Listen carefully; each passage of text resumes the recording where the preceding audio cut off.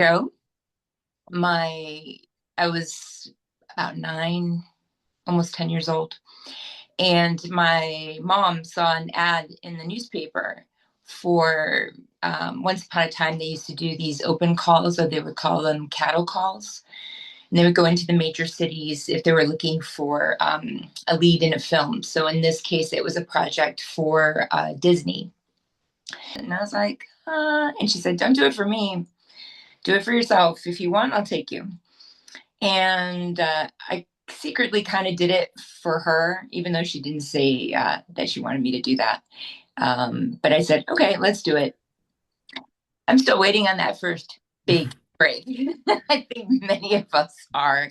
I think there's more of us than anything else. At the time when I was most impressionable, the negative impacts of people that had this mindset, that, it's do or die, all in or nothing. I can do nothing else in my life. I have nothing more to contribute. Often you would see that they would rise and then they would fall really quickly. And I never wanted that in my life. I wanted to be happy in what I was doing and wanted to be happy in my life. Lake Michigan brings in all the cloud coverage and all that. And my memories, I love them, but they're all in like black, white, and gray. And then I remember I came to visit in Miami, and I took the bus and I was looking around and I'm like, what is this blue and pink buildings? And it's funny. I've never seen such a blue sky. And look at these clouds. And it just blew me away. I mean, the worst part, you don't do that. I mean, I've done enough. I've had enough conversations with people from all aspects of the business. And number one, they will hold it against you in an audition room if you have that mentality. They do not want that actor that's like, what do you want me to do? Right away, that's it. They're not interested anymore. They don't want those people. They want the person that knows this character that they're doing, is confident that I got this. You walk in with confidence and you don't ask permission. You just do your thing. And that's it. To be truthful, number one, and I learned this the hard way as well, they don't like to see a perfect performance. I learned that the hard way because I was like perplexed by, the comments I would have. And I recognized that they want imperfection, because in real life, when you're having a conversation with people, you're not delivering it perfectly. You're not. You yourself, let's take you for example, you might be able to do a multitude of things, right? But once people like you in a certain role, whatever that is, they want to see you. Anytime I have to play a character that is very tortured or tormented or very, very, very, a hot mess, let's put it that way. They don't like to watch me do that because they don't see me that way. So it bothers them. So they won't watch those things that I do. And the characters could be really complex and interesting and, but they're just, they're all beat up and they don't want to see me that way. But if I could do something that is way easier, not very dramatic, fun and light, but, I look more like what they recognize. Oh, you did so good in this part. The other thing, I'm about to lose my train of thought. Hold on, 1 second. What is the other thing that they've changed? Yes, they've changed to try to get them to come back. But I think I had seen recently somebody was explaining that it costs a studio less to fly their actors and their, and maybe some of the filmmakers and such to like Ireland. And then had to be. I had no other. Okay. I've always been doing something else, but I use it to my advantage. It's good to be interacting with people in the real world, right? The ability to do a certain range of characters. So I'm doing that every day. and I am testing it out. Or the time when I realized that I'm no longer in this age bracket, I got to move it up a little bit, is when I started to get people trying to guess where I'm at, just being myself and realizing, oh, hmm, that's changed recently. Being in this business properly if I'm not healthy in mind and body and that I can't take care of myself. You know what I mean? So you need to do other stuff for your own.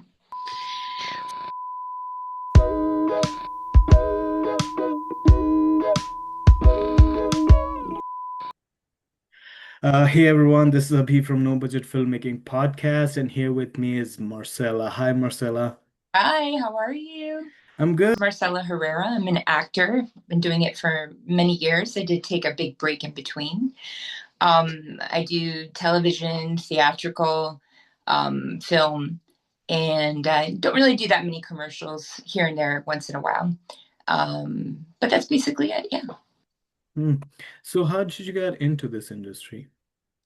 Many moons ago, my I was about 9, almost 10 years old, and my mom saw an ad in the newspaper for once upon a time they used to do these open calls, or they would call them cattle calls.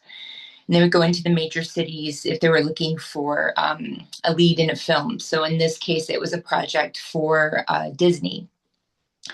And she asked me, "Do you want to do it?" I always was a dancer at heart. Not that I was going to do that professionally, but I never even considered doing anything like that. And I was like, and she said, "Don't do it for me. Do it for yourself. If you want, I'll take you." And I secretly kind of did it for her, even though she didn't say that she wanted me to do that. But I said, okay, let's do it. And I was in a very, very long line. There were thousands of girls just at the location that I was at. And I did this cattle call. And long story short, they selected from all the major cities, including in Canada, 11 or 12 girls. That was it. And I was the only one from Chicago, where I was born and raised, and flew to California for a screen test. So got real close, got to experience a lot of it, and realized I really enjoyed it. Like this was my thing. Okay, and then what was your first big break? I'm still waiting on that first big break. I think many of us are. I think there's more of us than anything else. Yeah, there is no big break. And I think that's kind of an idealistic uh, thought. A very, I'll even date it. I'll say that's very much an older way of thinking as far as like, oh, I'm going to get my big break. I think nowadays most performers recognize that it's not very sustainable to do just that. You have to, do other things in the business or outside of the business. So I no longer look at that, and I follow projects, big or small. If if I'm really excited about it and I love the writer, or I've worked with the cinematographer before, or the director, then that's what I shoot for. So there's really no big breaks, just good projects and good people to work with. Yes, and okay, so I have to ask. So this was you learned this, or you just got into the industry with this mindset that there's no such thing as big breaks? No, no, no, no, no. You learn it. Okay. I mean, I never, when I was younger, I never thought of that. And I think I saw uh, at the time when I was most impressionable, the negative impacts of people that had this mindset, that, it's do or die, all in or nothing. I can do nothing else in my life. I have nothing more to contribute. Often you would see that they would rise and then they would fall really quickly. And I never wanted that in my life. I wanted to be happy in what I was doing and wanted to be happy in my life. I didn't want that. Okay, so when did you start taking it seriously? Like right after your audition in California? Oh yeah, for sure. Right away, I started doing classes. I started doing local theater in my school. So yeah, and then as I got older, I did like dramatic duet acting. I think in the speech team we had different categories, and we would do that. And that's funny now that you made me go back and think about that. Now in the world of self tapes, when people, we're doing all our recording at home and sending in our auditions, as opposed to once upon a time we used to go into the audition room. I kind of prepped for that early on because I remember in our speech team, we would do a category where I would do a scene, but there were 3 or 4 characters, and you had to find a focal point for each one and be able to carry the whole scene. And you would compete that way. So that's funny. You made me remember that. Yep. Yeah, you're welcome. And I just so were you in California this entire time? And when did you make the move to Miami? Okay. So, no, I've only flown to California for projects, but I've never lived there. Hmm. I had a family member that lived there. And so, I went out a few times, but I've never lived in California. Number one, I could never afford it. And number two, um, I guess, my opportunities were not there. And I guess when you realize everything that we're discussing now, I guess I felt as if I didn't conquer the where I was, right? If I didn't conquer where I was, if I wasn't considered like a big deal where I was, why on earth would you go off to California? Because you can have talent, very strong talent from all different parts, and they get hired all the time. Everybody knows them, and they would go off to California and they would get lost in the sea of people all trying to do the same thing. And most of the time, they'd go back to where they came from because at least they were working, and that didn't happen to them. So I love California. Don't get me wrong. I think California is wonderful, and I love the people, and I love the vibe. But yeah, I never lived there. Yeah, okay. So my second part is so you award did all of this in Chicago and then you made a move to Miami? Yes. Mhm. Okay, was it a project or something? Oh, to get me down here? I was visiting a friend, and then they needed a roommate. And up north, I had gotten sick all the time. It's not fun to have the flu all the time. So when I came down to Miami initially, uh, I'm coming from Chicago, where you might have a few weeks of like sun in the whole in the whole year. Lake Michigan brings in all the cloud coverage and all that, and my memories, I love them, but they're all in like black, white, and gray. And then I remember I came to visit in Miami, and I took the bus and I was looking around, and I'm like, what is this blue and pink buildings? And it's funny. I've never seen such a blue sky, and look at these clouds, and it just blew me away. I mean, the weather, you have to live here long enough to get used to it, and even for some of us that have been for a very long time, you can have bad days. It's very, very humid. But I'll tell you right now, we've got like our beginning of winter, and it's very nice outside. So there's good and bad. Okay, that's nice. Mhm. I didn't know much about the entertainment industry in Miami. So could you please educate me on that? I think you're active there, right? Yeah, yeah. So I go where I need to go, basically. So I travel wherever I need to travel. But Miami currently is an interesting mixture. Um, you've got the people that were models at some point, and maybe they're aging out a little bit, and they do most of the commercial work. I would say most of it, yeah.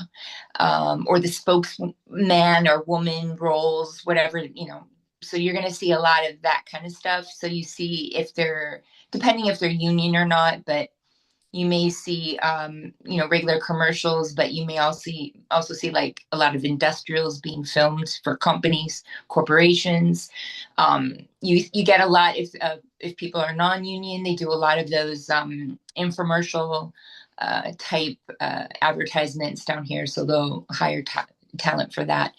And that's hard work. I don't want to undermine that. For the people that do that, there's a lot of memorization. You have to really know how to work with the teleprompters and the cameras, and that's hard work. So you've got groups of people that do that. The real like meat and bones, the people who come here like from South America or different parts of the US, there's a real nice independent film hub down here. I will tell you, I've worked with people where they have just created the most beautiful films. Usually it's short films, but beautiful, stunning, on with no budget whatsoever. Everybody's just doing it for the love of it.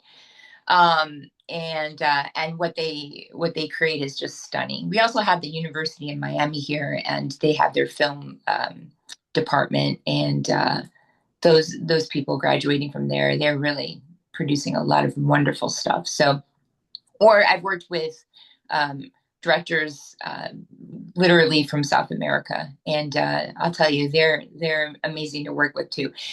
So I'm grateful for that, because it's the inspiration is very artistic. There really are the storytellers.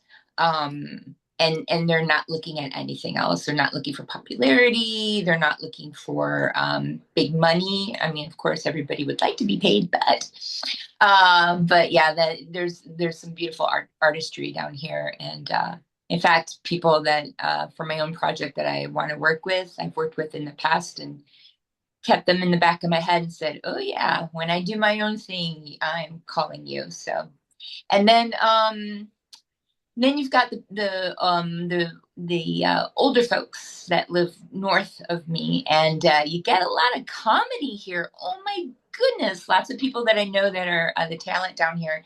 They became stand-up comedians, or they do these fun podcasts. So, that's for the older generation, but it's really cool to see. So that's kind of the mixture that you have down here, I'd say. Hmm.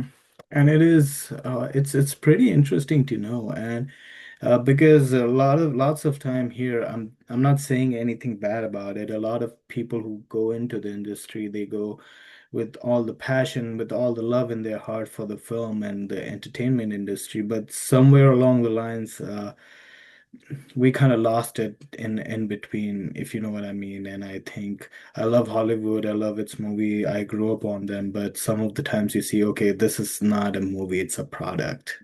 Right. 100%. You see it all the time. And in fact, but what isn't it interesting? If you're paying attention now, you're starting to hear that people no longer desire that, and they're reporting on it more and more, because everybody wants to go to that model that works. Oh, we did this film, made, it was a blockbuster. Everybody loved it. Let's repeat that formula. And that's been going on as long as I can remember, 100%. But you are starting to notice that the general public is like, you know what? I want to see something original. I want to see something that makes me think or feel.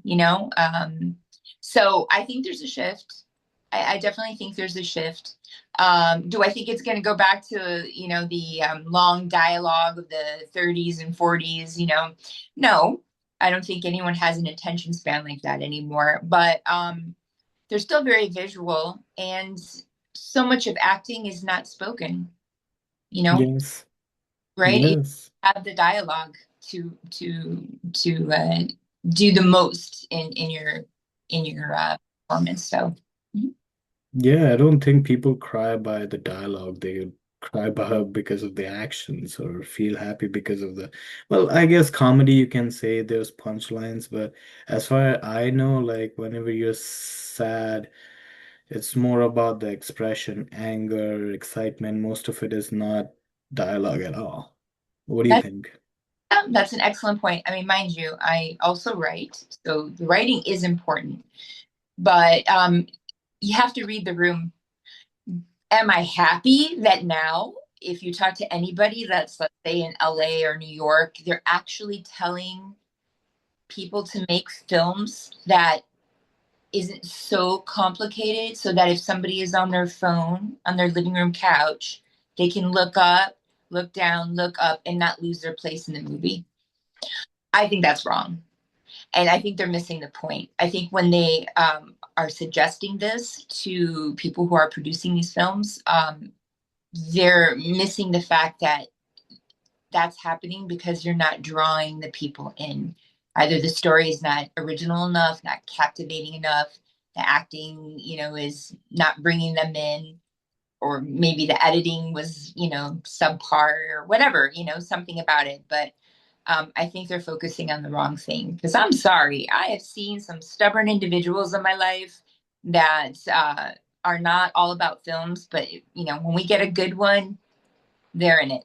So, the potential's there, and it's hard because as human beings, we've done a lot. We've tapped into a lot. Like, how original can someone be?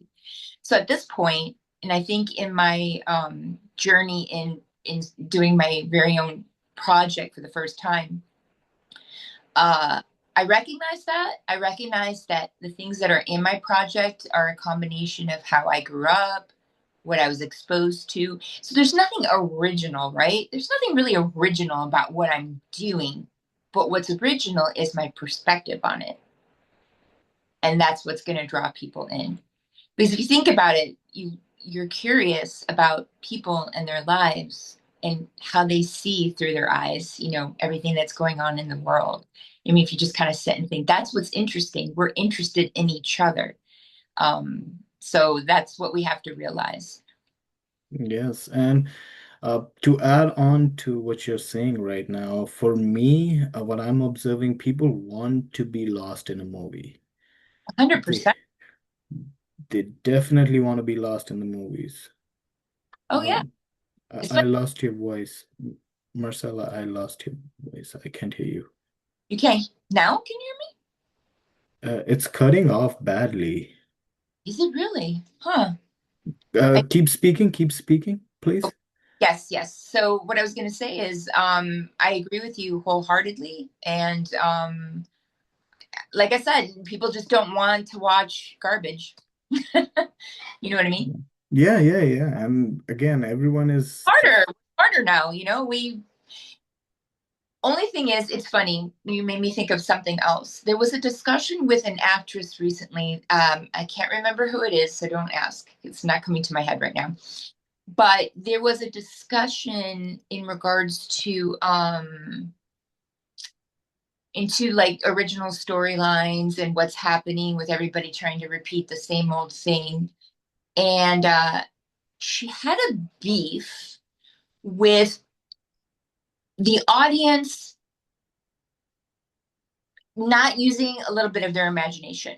So the point that was being made was once upon a time, you could tell a story to an audience and it didn't have to be factual, but you set it up for them and the story was good. And so they were willing to believe it, right? They're willing to go on that adventure, even if it's, let's say if it's scientific or whatever, it didn't make sense completely, but in the story, it made sense. You went with it. And audiences nowadays can be very critical. So now there's this real pressure for people to not only create these stories, but if there's anything involved that has to do with history or science or whatever, now there's a whole level. You can't just tell a story. Now you got to research and make sure that it sounds reasonable in the story, because then everybody starts criticizing. Oh, that never happened. And I that makes me sad. I just want to tell people, like, don't think about it too much. Just watch. It's an imaginary world, It doesn't have to be 100% factual. Then you're taking the fun out of it. That's boring. yeah, it's a movie. Let it be a movie. It's not a documentary. Right, exactly. But yeah, you have that pressure. You're like, oh, it's gotta make sense to those, diehards. So the price we pay for having access to all sorts of information, I suppose. Yeah, and You're, most of it is half yeah, information. exactly. 100%. So Yeah, we have a lot of YouTubers. Okay, I'm a YouTuber technically, but we have a lot of YouTubers, TikTok people, Instagram. They will just break it apart if it is not realistic or it doesn't make sense. Yeah. Which, Yeah, which, it's sad. I feel like they're missing a point. So if there's anybody that watches this that tends to do that, I would encourage them to let that all go and recognize it's a pretend story, pretend characters in a pretend situation, and then just go with it. Mind you, if what you're watching is just really bad, like it's, I get it. I'm that person too. I'll cringe and I'll be like, "Ah, I can't. But that has nothing to do with it. That has to do with the fact that they're just not drawing people in with their approach. But I mean, think about like the original Star Wars, for example, right? yeah, I mean, all this stuff you're looking at, this makeup world, these people in costumes, these puppets, it could have been ultra cheesy. I'm talking about the original one, right? It could have been cheesy. And then think about it. If those actors weren't so great, you wouldn't have bought it. You'd have been like, forget this.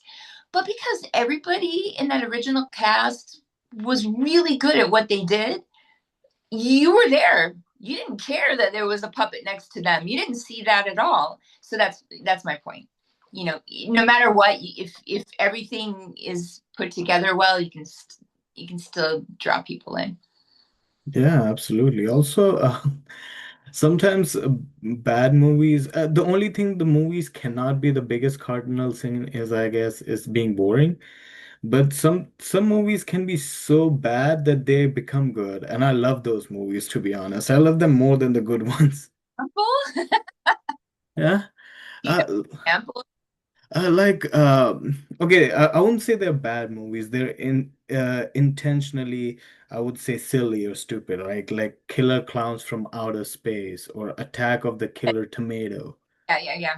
Yeah, All the campy movies, I love those. Or even the ones that are like bad, like Batman and Robin. I love seeing Batman and Robin, even though it's it's basically Adam West Batman and all that. All those movies, I love watching those. yeah, yeah, yeah, yeah. No, no, 100%. But again, it's funny because if you go back to those old TV shows, that was the actors were not bad, right? No, no, no. If the scenario is kind of silly or whatever, you got that kid in you still. It's in there somewhere, right? Mm. But those were most of those actors had a theatrical background, and that's why you could buy it. Today, if you just put anyone to do that, they wouldn't be able to pull it off. So yeah, a lot has to do with the experience of everybody. But you're right. Sometimes you want to be silly. Like, you know what? My lovely, wonderful, brilliant, silly movie that I have watched a billion times, and I'll never let it go. Not that it's silly. It's it's my comedy that I go to all the time, and it would be the Blues Brothers. Have Oh you ever? yes. Oh yeah. First of all, being a Chicago gal, of course. Second of all, the music. What? Dancing in the streets? Yes, yes, yes, sir. I am all for that. I will watch that, over. Yeah. And, some of this stuff is really silly. But I love it. Yeah, it is. It's one of the classics for a reason. Oh, yeah. Yeah. What? Yeah, yeah, yeah, yeah. Yeah, or like the Rocky Picture Horror Show or The Room.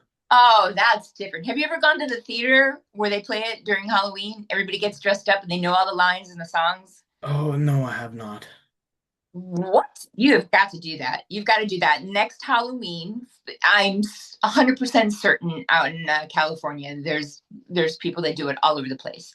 Mm. And you theater and everybody's dressed up as one of the characters, and everybody knows every line of that movie. They know the music, and every time they get cued in to do a part of it, everybody stands up in the movie theater, starts doing that part, or they'll sing that song. It is really an experience. Yes, yes, yes. I think my one of my roommate, not roommates, housemates went there. It was so amazing. And oh, we went on a tangent there, but uh, no, but what if like if you're making a movie and what would your process be like? Would you be like, okay, I'm gonna make it for the audience, or I'm gonna make it for myself, or what? Because you were talking about your own project earlier. No, that's not my approach. So I want to know the story inside and out.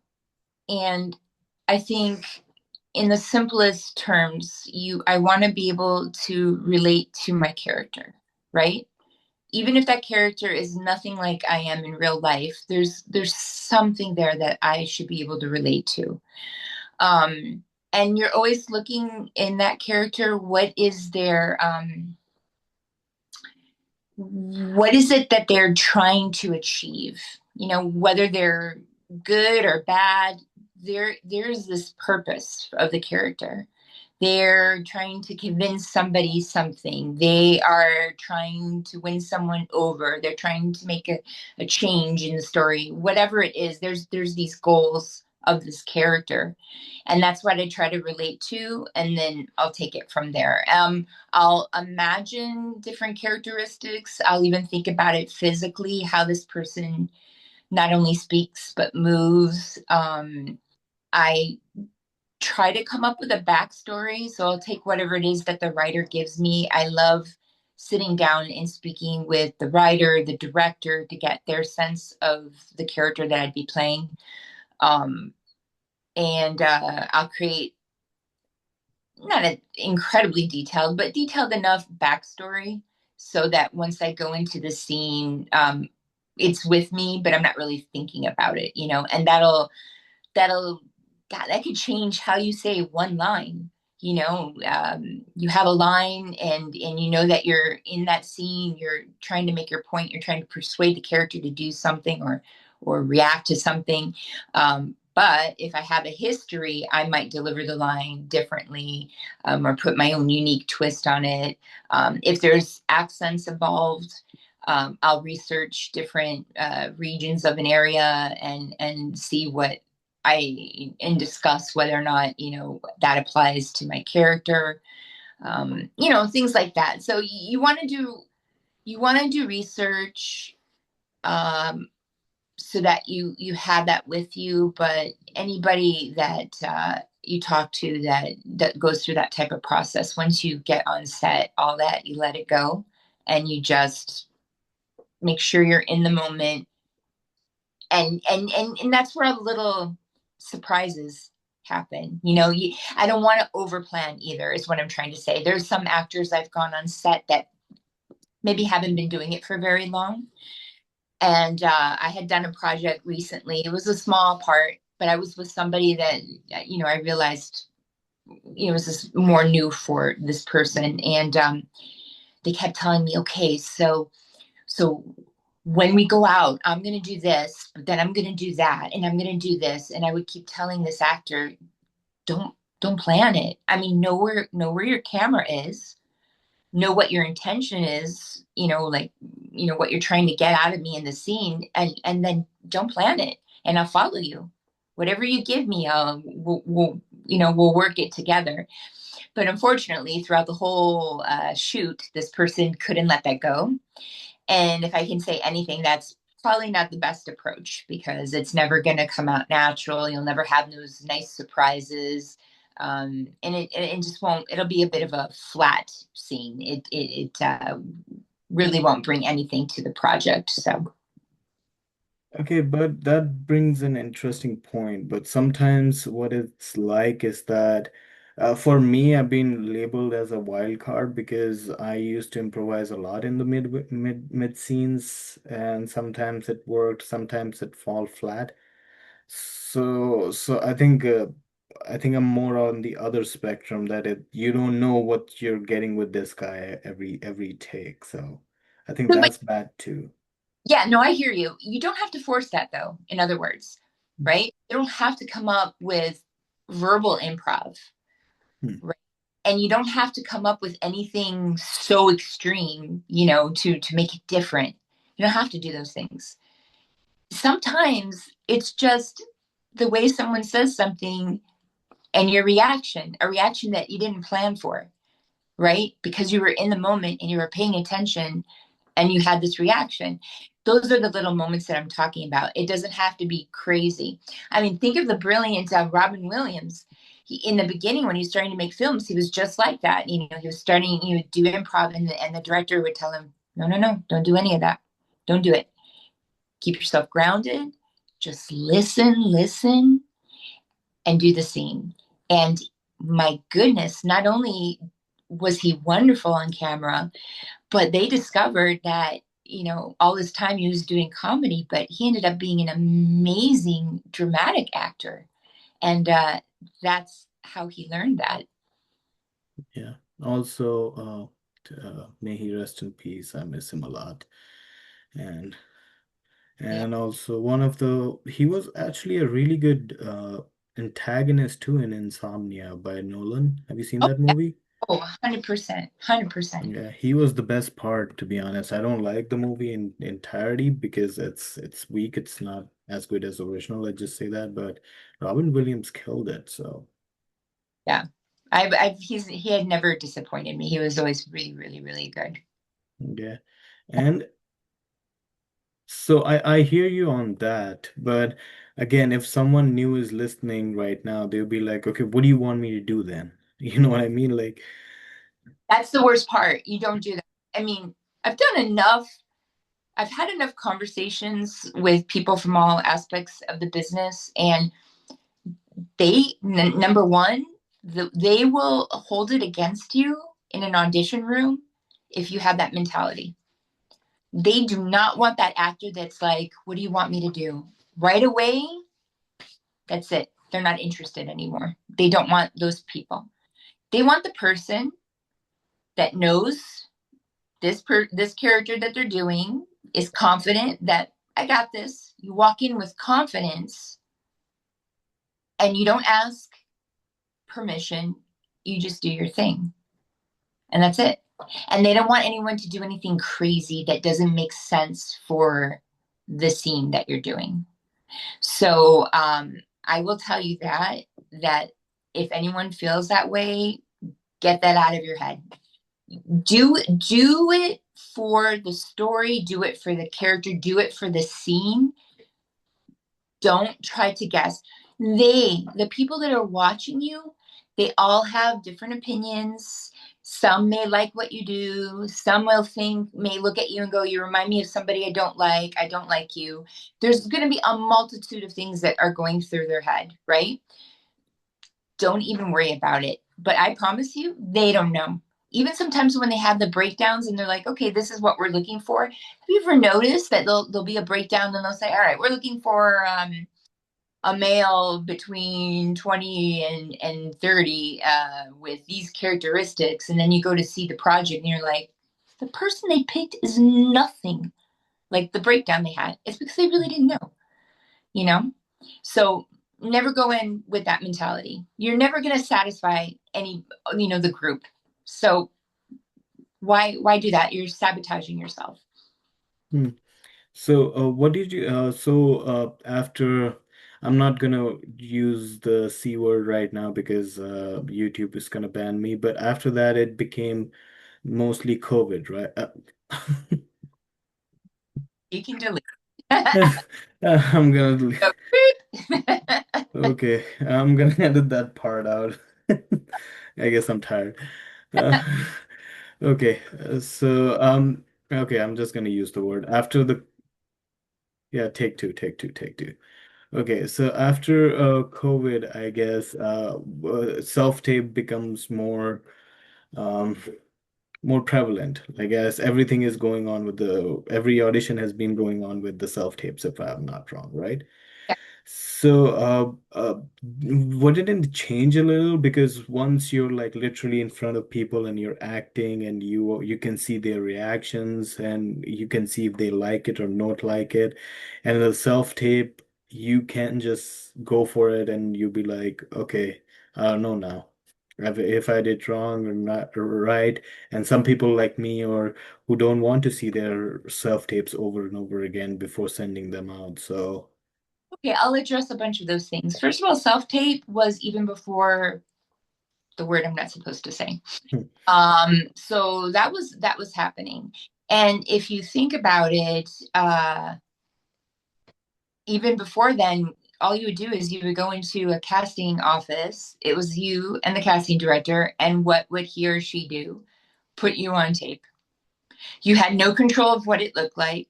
You didn't control the lighting. A lot of times the rooms were like dark and gloomy. So I know for me being, fair skinned and all that stuff, I always looked washed out. Um, you had no say. There's ticket. Okay, boom, that's it. Right. So, in this situation, I get to pick a pink backdrop, or I get to use things that I know that will make me pop on screen, or I know what to wear that's going to do it. Um, when you go into a live audition, you really shouldn't be looking at anybody's reaction to you. You shouldn't be looking at anybody because even in a live audition, you're either doing the scene with a fellow actor and somebody's recording you, and or there is no camera and they're just watching you. But if you're completely in the moment and focused, you're not going to notice anybody's reaction. It's kind of like being on stage and you do a speech, and then when you're done, you have no idea what you said, because you're just so hyper focused. So if you are that person that is paying attention to people's reaction, again, you're setting yourself up for a bad situation. You shouldn't be noticing that at all.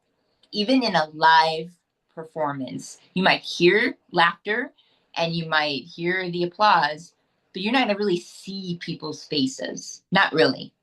So that's my opinion on that one. And then the other part that you were saying, these tapes, maybe if you have your setup right and you're confident where ahead of time in your decision making, I'm going to look here for this person, here for that person, whatever. Also kind of maybe mark, because you want the recording to have movement. So even if it's a still performance, there's going to be a little bit, you have to keep it a little interesting. So you might edge up to the camera, come back. So those are all things as far as that we've had to learn, which is not a bad thing because you're going to need to know it on set anyway. You have to be aware of those things. You should not be doing too many recordings. Honestly, I like to get it all in one. If there's major bloopers, 2-3 times tops. Because to be truthful, number one, and I learned this the hard way as well, they don't like to see a perfect performance.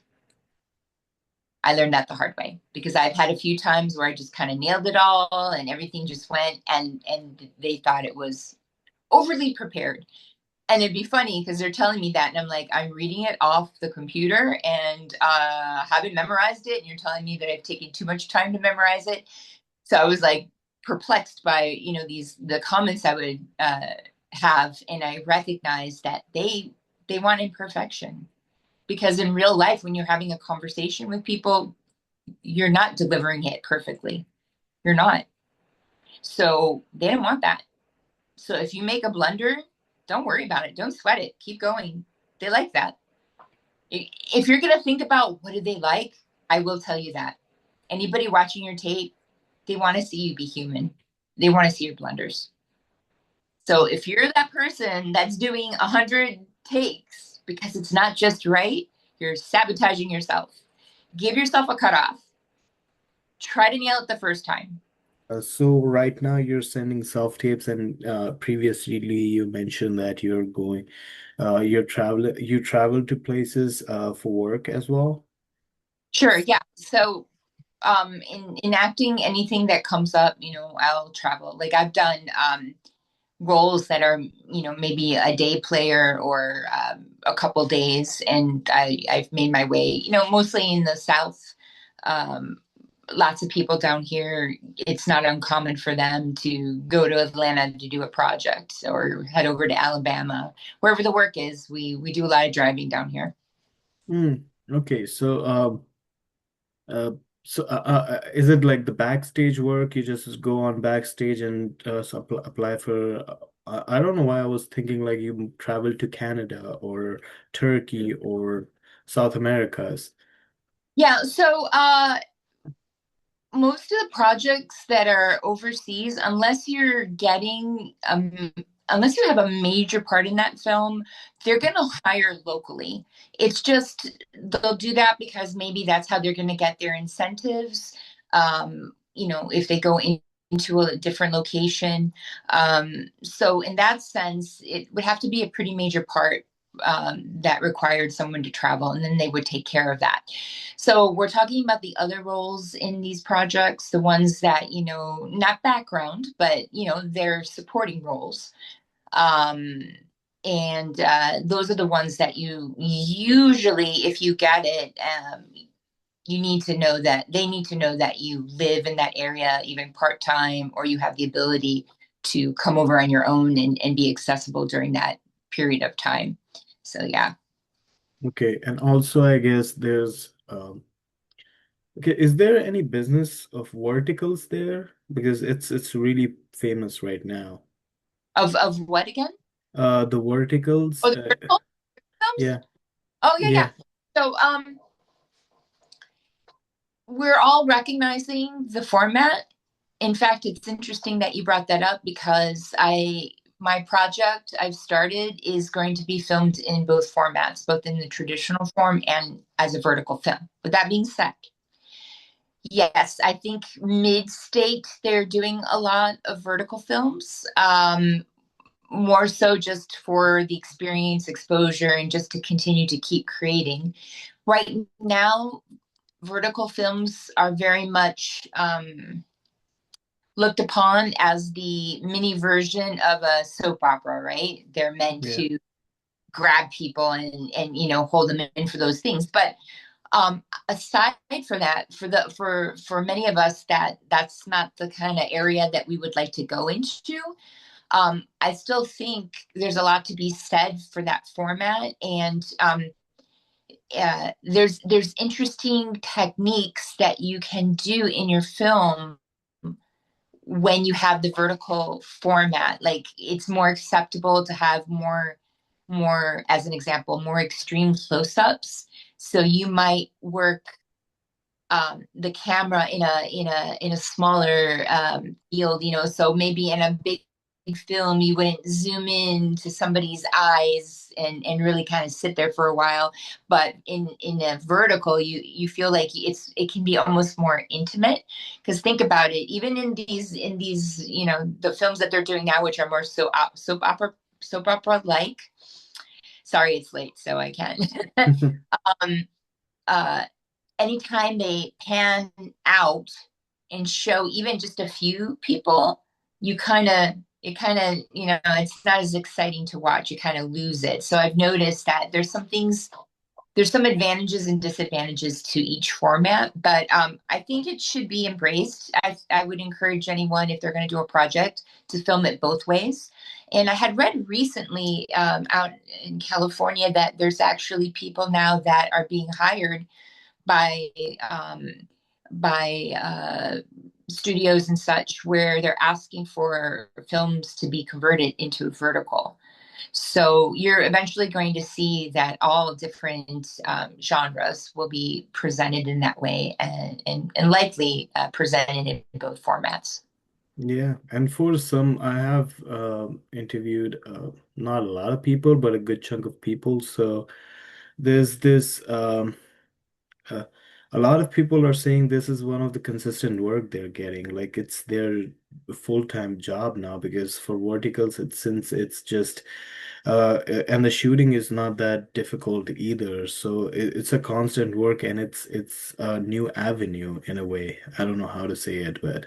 Yeah, yeah, yeah. A different creative outlet. And yeah, definitely. I think it should be embraced.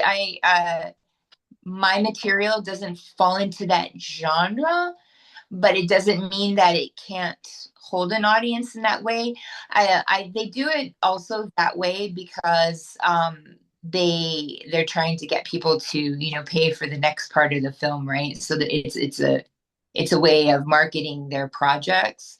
Um, I personally, I never, when I was growing up, this is no insult to anyone who does this or enjoys them. It's just, this is a personal taste, but I never liked soap opera type shows to begin with. So for me, it's not appealing. But I know lots of people that love it, and it's their little escape. And then I'm very happy that there's productions that are creating these and are working. And I'm thrilled that there are actors that get to do what they love, you know. But I think that it can really, like, I think this is just the beginning, and eventually, I think you're going to see a lot more stuff out there than just that particular genre. But for now, I recognize that that's what they're doing. It's good practice too for people who are kind of just starting off. You know, it's I think of it in the same way that back in the day when they had soap operas on, and there's lots of top actors that had their start that way. You know, it was some of the first consistent work they got. The turnaround is fast. They need to know their scripts, you know, very quickly. So it's the same idea, just in a smaller format. Yeah, and it's much more in line with what's people are spending their time on basically. A lot of people are still just they're glued to your phones, and um I'm also one of them. So yeah, Yeah, that's how yeah. No, actually I find people. So please don't yeah, judge me. yeah. Oh no, no, no, no. And like I just said, my projects can be filmed in both formats. I think there's advantages and disadvantages. I think we're just beginning to see creatively what we can do with that. You know what I mean? Because Mm. we associate films as, you know, the big cinematic, and I love it. You know, I mean, don't get me wrong. You sit there and you know, and that's what drew me in from day one. But my thinking on that is reversed. Okay, if you now have vertical, I almost want to use a lens that's, you know, what do they call the lens that like zooms in very, very small. And, you know, and I think there's just, there's things that we haven't even really explored yet. So, and I think in vertical film, like I said, you can do those extreme close-ups. You don't even really need, I mean, goodness, if you think about it, if you're really just seeing mostly face, nobody's really seeing a background until they need to see a background, you know? So you could do so much filming without even being in a location. And then eventually, you know, at the end of your project, you could, you know, get those few location spots, boom, boom, boom, boom, get it done, and that's it. So there's, like I said, we're just learning how to work with that. Yeah, and we're just tapping into that industry as of now. So 100%. Yeah. yeah. And I see a lot of genres fading away, like comedy and, as we say, absurd comedy sometimes, and it's just been relegated to TV, sorry, TV streaming at this point. Like I don't see any romantic comedies anymore for some reason, which is like, Well, I can tell you why. There's a multitude of reasons. Number one, the it stopped because it wasn't people weren't going to see him. So believe it or not, at some point society was over those type of rom-coms. There was a period of time where people were like, we're not we're not into it. There is conversation that people are audiences are beginning to embrace the idea. Let's think about what's happening in society, right? They need an escape in that way, something silly, lighthearted, because things are very heavy right now, right? Um, our art is a reflection of what's happening in society in the world, right? So there's always going to be this kind of a roller coaster ride of the demands of what people are looking for. So all those things will, or a version of those things will find themselves back into the market. People will be looking for that. There's a shift right now, like I said. This is a real opportunity for people who are truly creative, who really has some great ideas out there. I think this is a real opportunity right now. I'm grateful for those big productions. Heck, when we were going through the word we're not supposed to say, Hmm. um, it was really nice to be able to safely go, to see a big, you know, you know, superhero film or whatever. Like you needed that, right? You needed that at that moment, and then we didn't need that anymore. And it got played out, and so once again, here we are. We're getting a shift, but I did see recently a conversation with people saying that, hey, and in fact, there's one that's coming out very soon. I wish I could remember the name. I had accidentally come upon it the other day, so this is recent on the morning show, the Morning Joe. If you look in the last week, they introduced a film that is got a colorful cast of characters and it's that kind of humor that you like. And it's coming out in the films. I just cannot remember the name of the film, and I'm not familiar with the actors. Um, but there is something coming out. You might want to research it, and I'll let you know if I remember the name of the film. So there is something coming out. So they're testing the waters again. Yeah. I thought they were testing the waters in streaming because the most experimentation I see it's in streaming. Um, it's kind of this weird dynamic because the people who are making independent films, um, those Netflix, Amazon, etc., they're seeking them out because they want to have uh, media, right, available. Content. Right, exactly.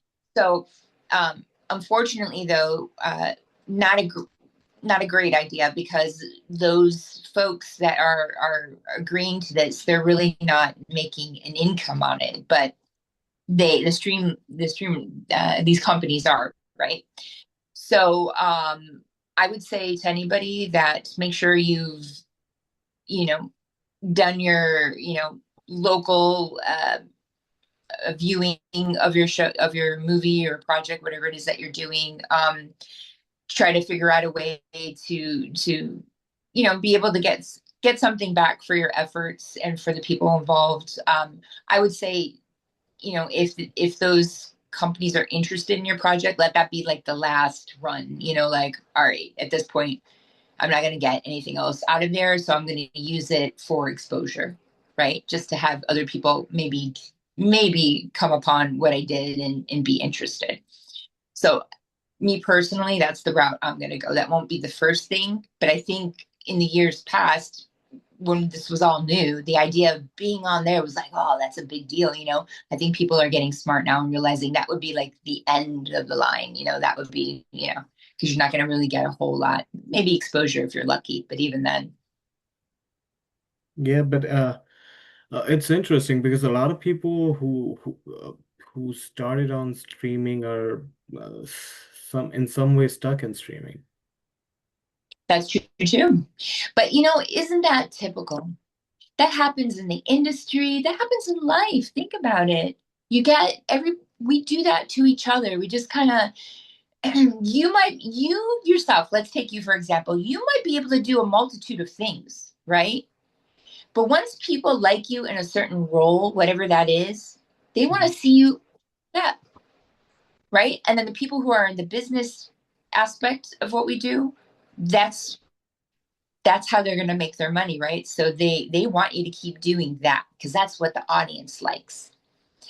But I always have these conversations and these back and forths with these industry folks. But I would argue that audiences might love me doing a particular type of character, but if I don't expose them to anything else, how could they know whether they like me in doing something else as well? Another really good example of this, I'm going to take my own family. Anytime I have to play a character that is very tortured or tormented or very, you know, very, very, a hot mess, let's put it that way. um, they don't like to watch me do that because they don't see me that way. So it bothers them. So they won't watch those things that I do. and the characters could be really complex and interesting, and but they're just they're all beat up, and they don't want to see me that way. But if I could do something that is way easier, not very dramatic, fun and light, but I look more like what they recognize. Oh, you did so good in this part. And you're thinking, really? But Yeah. it's true. We do it to ourselves all the time. The industry does it to us. So I just say go for the projects, whatever you're lucky to be a part of. And if you're really lucky, you're gonna work with some amazing people, and hopefully create something beautiful. Yes, and that's, I guess, at least do something that you like in a way sometimes. 100%. Don't do anything you don't. That's another thing. There, I think that's changed quite a bit. The industry has grown up. I will give it that. Once upon a time, they used to tell you that if you weren't do or die with this business, that you weren't serious. And so everybody lived their lives and they struggled and blah, blah, blah. And now those very same individuals will say, you need to do the things outside of acting. You need to have a life. You need to do all this. Otherwise, you're not bringing anything to your character, no life experience. You're not very interesting. In fact, when they ask you in the industry, oh, tell us about yourself, they don't want to hear anything about the acting. They want to hear something different and interesting about you. So that's one thing to realize that's changed. And then the other thing, I'm about to lose my train of thought. Hold on, hey, 1 second. What is the other thing that they've changed? Um, yes, they've changed. People have realized that there's so many of us in this industry doing different parts. Once upon a time, if your agent called you and said, you knew you wanted to do film or TV, which lots of people do, right? But they're like, oh well, we booked you this commercial, or hey, we booked you this industrial, and you just keep doing that kind of stuff, and your heart's not in it because you're like, before you used to be looked at as like, well, you're not very grateful. You're lucky we're sending you these things. It was really this mentality. And now they're like, oh, you don't want to do that? No problem. Because there's plenty of people that would love to do that. That's their thing. So I, you no longer have to feel bad about making it known that not really interested in doing that aspect of it. Before they would make you feel like you were very ungrateful. Now they're like, all right, no problem. I Yeah, like that too.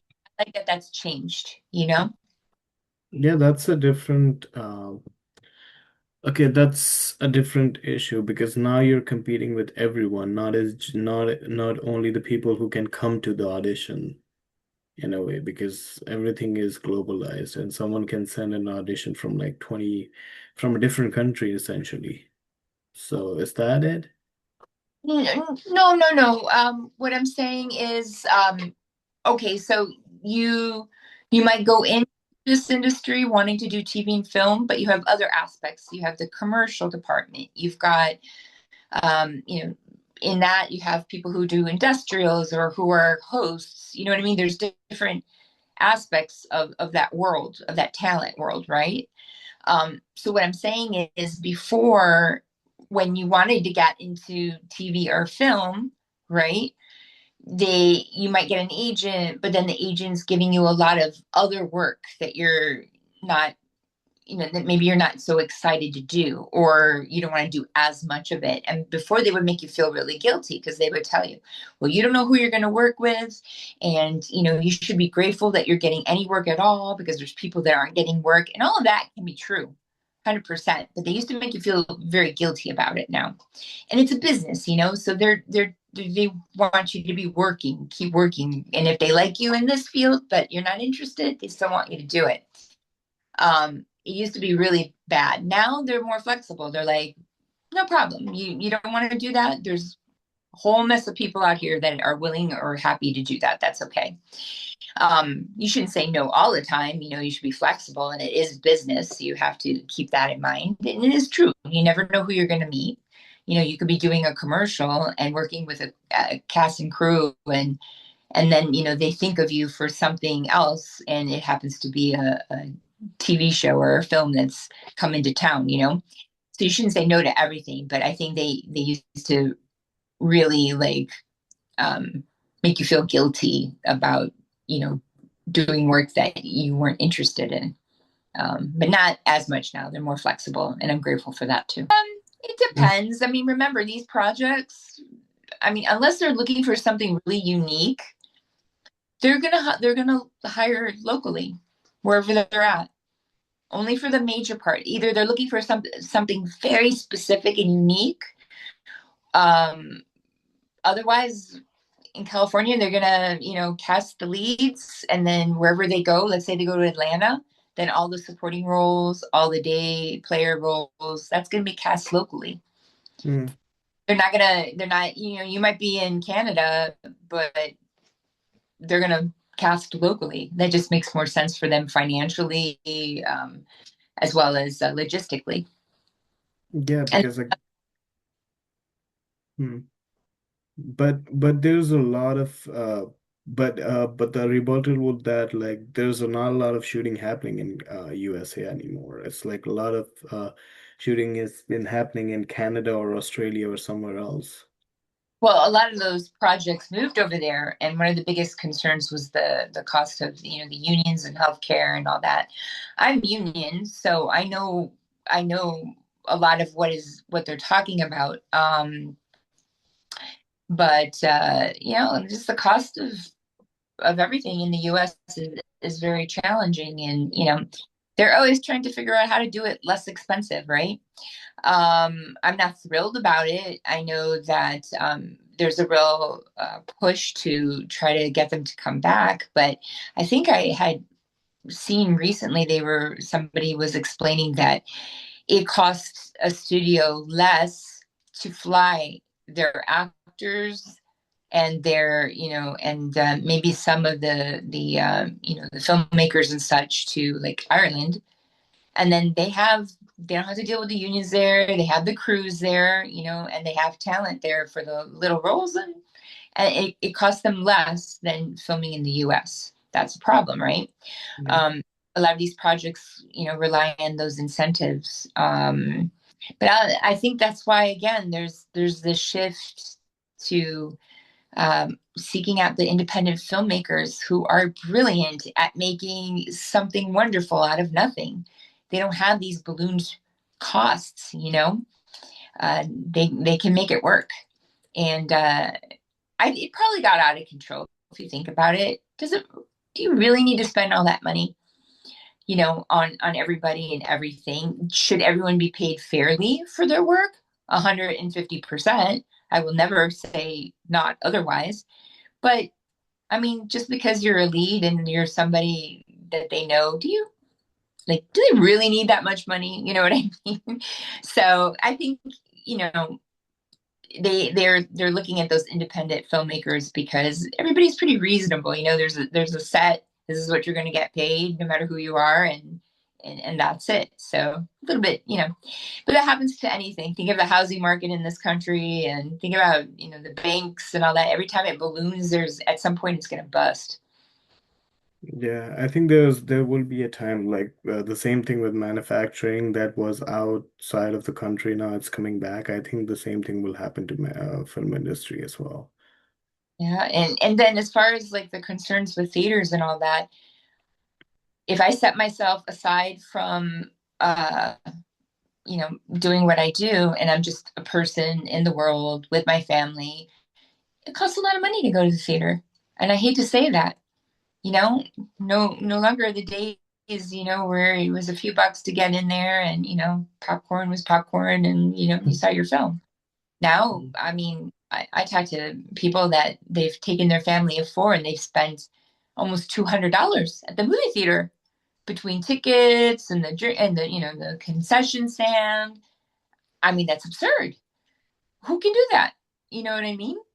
If I owned a theater, I would go back to like maybe the prices of the 90s or something where people paid like five ticket. I would want people. I would want more people packed in there and spending less and enjoying the film. That's a vibe than a few people in there because nobody can really afford to go, you know? Yeah, absolutely. But I guess they are trying to do that. I'm not sure how much.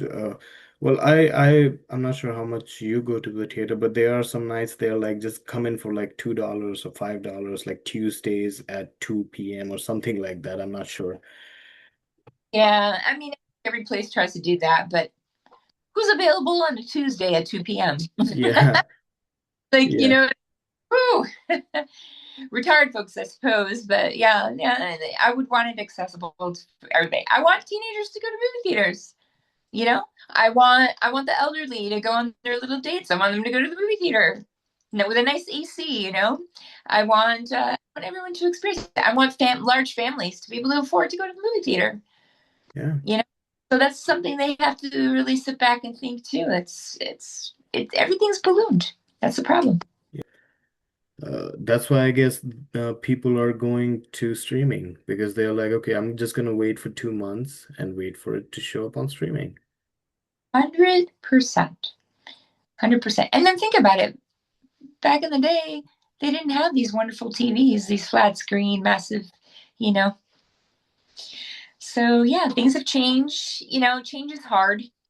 Sometimes it takes a while to adjust and figure out, where you go next. I'm not losing hope. I just recognize that this is a time of change.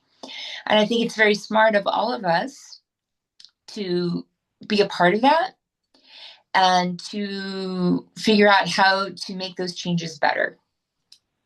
And in the end, we all just want to create really cool things and make people feel and get lost in their stories and however that comes. But I think it's a very healthy mentality that people have adopted now and recognizing that more often than not, you will have to do other things, whether it's in the business or something completely unrelated. But you really should just be in it for the projects. And I never expect. I mean, if one day it comes to me that I do really really well, that's awesome. You know, that would be great. Um, but I see my successes as those projects and those people that I got to work with, and I could watch it and be proud of what we did. To me, those are the successes. Would I like more people to see it? Sure. You know, do I think I'm going to make X amount of dollars from it? Probably not. But if it happens, great. And then I'll probably pour it back into, what it is that I love to do. So. So, about your finances, you touched upon it beforehand. Before that, it was like that should be all your focus on your acting or your directing or whatever you're trying to do, and don't have just focus 100% of your time there. But right now, as you said, it's not feasible, and you shouldn't do that either. So, was that your approach in the entire time as well? Um, it had to be. I had no other. Okay. Um, I've always been doing something else, but I use it to my advantage. It's good to be interacting with people in the real world, right? Um, I get character ideas from that. I get stories from that. I get a perspective on how people see me because it's funny. People in the acting world, in the acting business, see me one way, but when I go out into the real world, I get a different response. And guess what? I am trying to build a fan base, right? Hmm. I want to hear what real people think when they talk with me, when they see me, when they communicate with me. That is what I want to know. That's where I'm going to have, if I'm going to have any success, that's where I'm going to have it, hearing them, right? Because they're the ones who are going to be watching. So I test. People don't even know. I'm in healthcare. I'll just leave it like that. So I'm dealing with people every single day from all walks of life. Oh. And I'm testing things on them all the time. For example, um, if I'm testing people's perception of my age, for example, I might have somebody younger that I am communicating with and having conversations with, and I try to think consciously, how am I going to speak? What am I going to talk about? And see if I can get them to think that I'm more at their level, for example. Mm. Or I might get somebody that is older than me, and before I interact with them, I try to figure out how do I give them this impression that I'm at their level. And I test that out every single day, and that's how I perfect the ability to do a certain range of characters. So I'm doing that every day, and I am testing it out. Or the time when I realized that I'm no longer in this age bracket, I got to move it up a little bit, is when I started to get people trying to guess where I'm at, just being myself and realizing, oh, that's changed recently.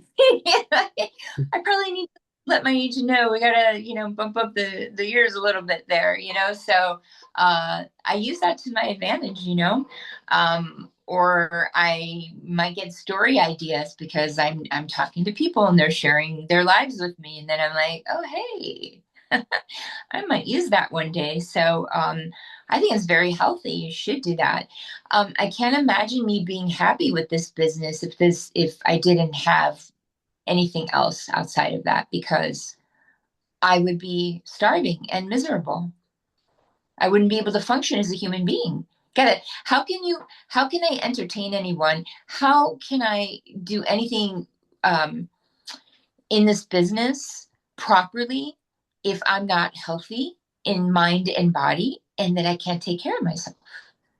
You know what I mean? Yeah. So you need to do other stuff for your own, for the art, for your own well-being, for everything in between, but use it to your advantage. Don't just go to work. Like, test things out on people, figure it out, use it, be that creative in a way that nobody knows that you're doing that. Yeah. Do you try accents on your I don't want to say patients, but on the worker people you interact with? So I won't just throw out an accent, and I Mm. love that. But if I notice an accent, or if I know they're from a region and I'm Mm. trying to master that accent, I will ask them. I'll tell them, like, hey, I'm trying to do this, but I'm stuck. And I'll get like insight information. Or if let's take Spanish, for example. Um, you can have, you know, Spanish can sound very different if you're from Spain as opposed to Argentina, as opposed to Colombia, as opposed to Cuba, right? Or well, that's not South America, but you know what I mean. Mm. So I might meet people from different parts, and I'll be like, hey, what's unique about how you how you speak Spanish, or what's the difference in the accents? So I will pick people's brains, and people love to talk about it. So, and that's a learning experience for me, and that's an insight that if I didn't go out the door, I would have never known. Okay, now I'm curious. I want to hear your accents. No, you can go on my IG. Mm. No, no, no. One, one in the morning. Yeah, why not? Okay, Yeah. what language do you, other languages do you speak, by the way? Okay, so I speak English, Okay. and obviously, but I'm saying that because that is truly only the only language that I can speak. Okay. Um, I can communicate in Spanish within the guidelines of my job, Mm. and I can even tell a few jokes, and I can even understand. I would never say I speak Spanish because I am not fluent, but I can hold my own in those situations. And I have been told from people that are native Spanish speakers that I have a good accent or pronunciation. And I think if you live in an area long enough, you will also begin to pick up the pattern, how people deliver their sentences or their thought process. Um, my family background is from Eastern Europe. Um, and the weirdest thing, I was explaining this to a family member. I look like I'm from that region, even though I was born in the US. Um, I've been surrounded by this accent, but I cannot do the accent. And I theorize that it's because it's so normal to me because I grew up hearing it that I cannot distinguish the difference like I can if somebody else speaks to me and then I'm like, oh, that's different. And, my ear starts to look for the differences. That became so comfortable that I literally have to now get a coach and and tell them, I am so embarrassed. My family's from here, but I can't do the accent. So I have my challenges there. Southern accent is rather simple for me, but even in a Southern accent, you got Mississippi, you got the Georgia peach, you got, there's, different parts, Kentucky. Um, I have explored the different accents of New York. In New York alone, there's several different accents. So you can go on forever. I love to do an English accent, but there's a variation of those too, or the Cockney, and then there's others that I struggle with and would have to really work one on one with a coach and practice, practice, practice to get it. Okay, which one do you like really, really love? I love all of them, Okay. even the challenging ones. I think it's cool. Yeah. I I did an audition recently where I had to do a Southern, like from Mississippi. Oh, okay. And it was quite interesting because as I was reading the script, I absolutely heard her. I heard her in my brain. And as soon as okay, So the only accent I can do is like Russian, and it's the bad Russian, like hello, how are you? like a comedy Russian. Yeah, over the top. Hey, that's better. I can't do Russian. I could. I just, like I said, I got to work with the right person and completely commit, and then I'd be able to do it. But yeah, Yeah. good. That's good.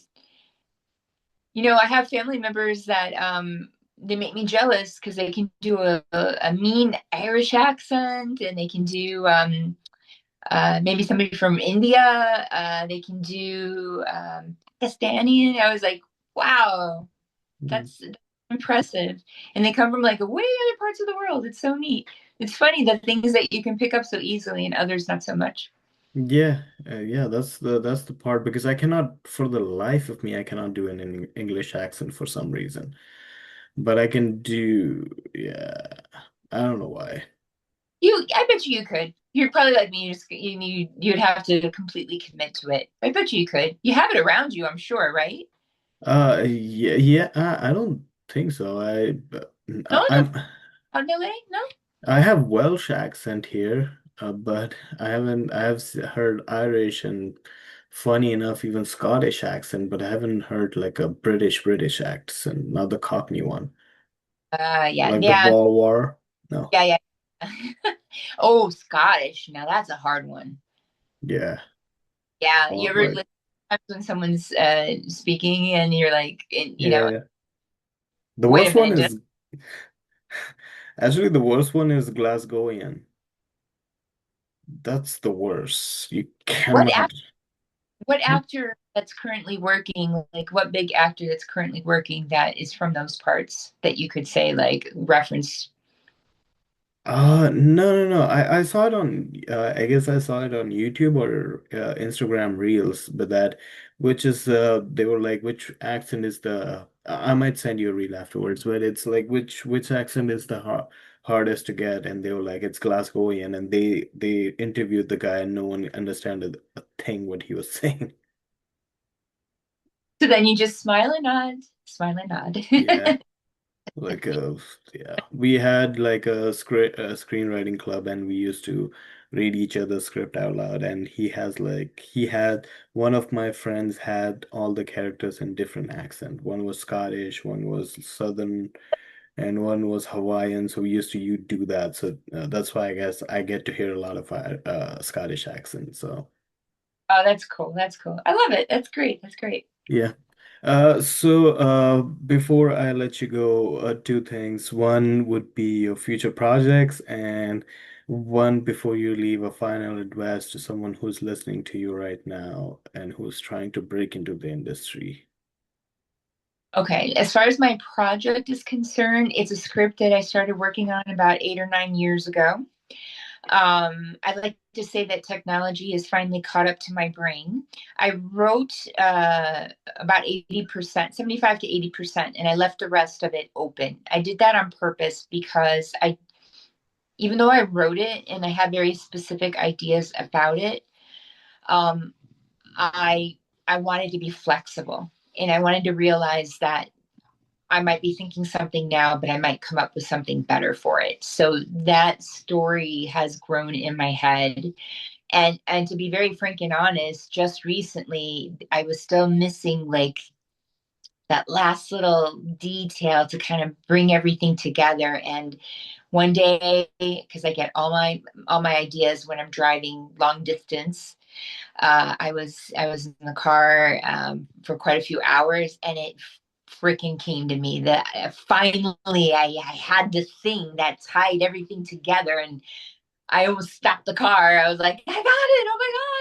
And I had nothing to write on, and so I'm getting my phone and doing a little voice note for myself, and it took me all that time to really find. But when it hit me, I was like, that's it. So when I say that my technology is cut up with my brain, here I'm going to be dealing with a very low budget, and everything is coming out of my pocket. So, um, you were kind of asking me about AI, and I'm using it for anything that requires a special effect. So that's my special effect department is the use of AI. AI is really hard to work with, and doesn't always produce amazing results. I'm not using it in the way that I'm just putting prompts and having it create this visual. That's not how I'm using it. I'm using it really just for special effects on things that are real. And like I said, it's not fabulous. Sometimes you have to work a long time just to achieve exactly this little thing that might last 3 seconds, but it's essential for what you're trying to come up with. And in the past, I didn't have the tools available for me for some of the scenes in my movie that you know otherwise I wouldn't have. I can't, unless you have lots of money in a big studio. I wouldn't have been able to successfully come up with it. Now it's accessible to me. I can actually pull that off with some degree of success. I'm not saying it's going to look like a Marvel film, but it's also not going to look like I did it in my backyard. You know what I mean? So I embrace it in that sense, but it's not replacing any of the creative aspect. It's not writing anything for me. It's not replacing anybody. I'm only using it as a tool for special effects. And that's my feeling on it. That's it, period. I wouldn't use it any other way. Um, but it is the one thing that will enable me to finally complete this story. So I started on that, and so officially in pre-production, and I'm gathering my peeps, all the people that I've worked with over the years, where I said, "Aha, you're going to do this," and I stored them in the back of my head. So now I'm already beginning to approach those folks and getting it into play. So um, I didn't want to share it before. I didn't want to talk about it. I didn't want to finish it before because I really want it to come out the way that it's in my head, as far visually. I'm flexible to some degree with, changing things here and there, or making it seem more logical, or making it seem more personable.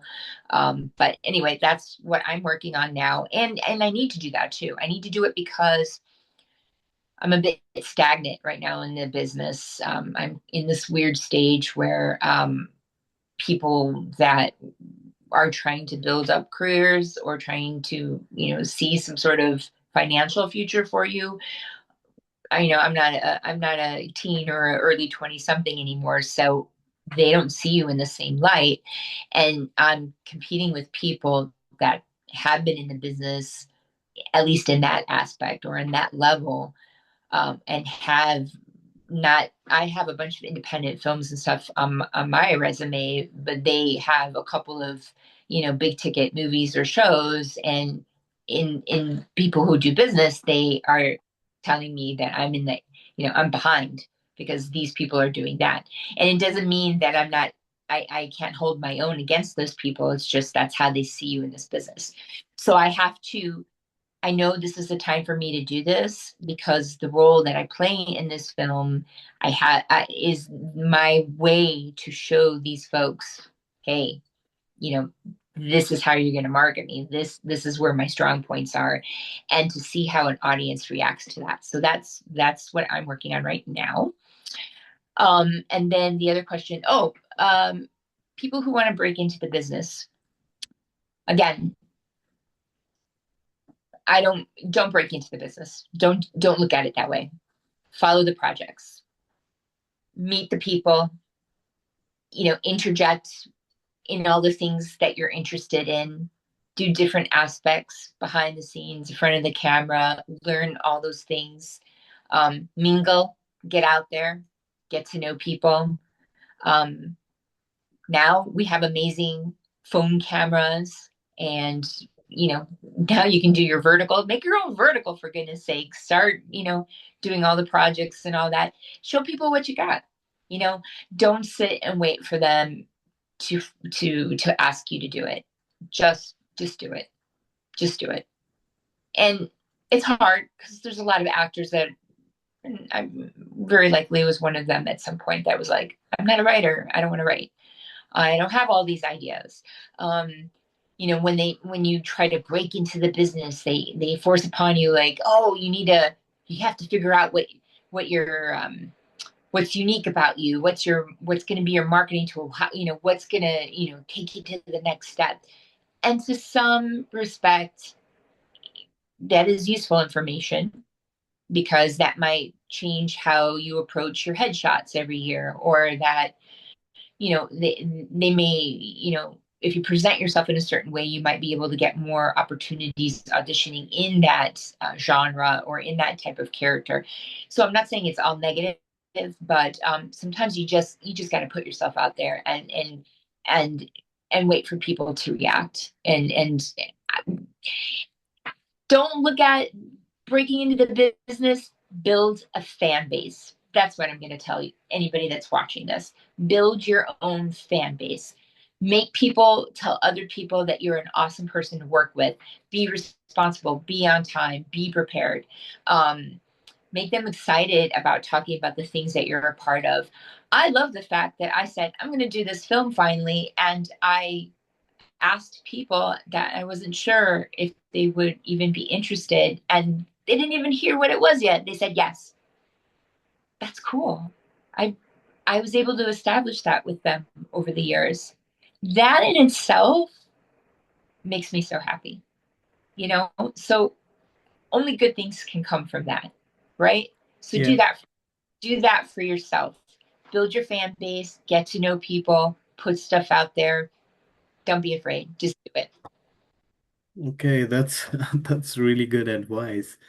And I would like to thank you for being a guest, and it was really amazing to talk to you. The time flew by. I never, I'm never usually up till this time, and thank you very much to staying up till like 1 a.m. That's oh 2 a.m. Yeah, yeah, yeah. 2 a.m. Yeah, don't worry, don't worry. Yeah, and you don't look like you're up at 2 a.m. You look like you're just about ready to go right now. So that's good.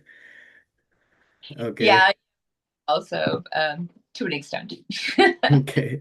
That's really nice. I think you can run a marathon right now. You look like that. So that's good. Are you high on coffee? No, but I like some, yeah. Okay, so that was amazing to talk to you, and thank you very much for coming here. And thank you. I am honored that you reached out, and it was my pleasure. And anytime. Okay, absolutely, and I would love to talk to you again. And cut. So,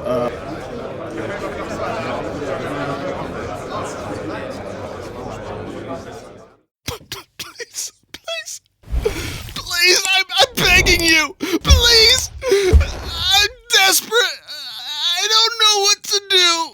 Please subscribe. Like, comment, and subscribe. Subscribe for more content.